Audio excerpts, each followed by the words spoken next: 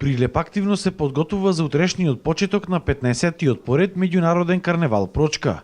Денеска во галеријата на Домот за култура, традиционално како и секоја година, беа изложени неколку стотици маски кои ги изработија учениците од сите основни училишта во општината.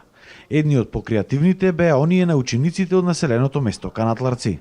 Имам околу 10 изработени маски, сите се со природни материјали. Колку време ги изработувавте?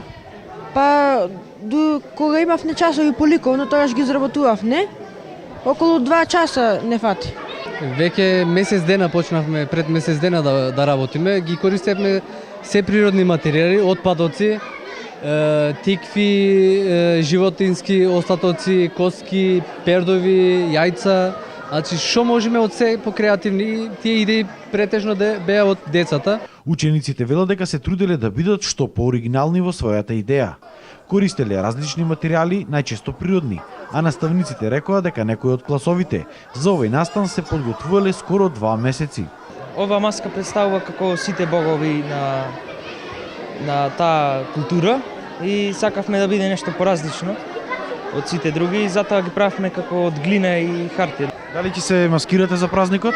Да, под училишната маска змија. Колку ученици учествуваат? Учествуваат 30 ученици. И се спремаме негде од прилика месец, два, односно второто полугодие од учебната година. Инаку утре со почеток во 12 часот на градскиот плоштад ќе се одржи дефилето на детскиот карневал, а во недела со почеток во 13 часот ќе се одржи дефилето за повозрасните маскирани лица.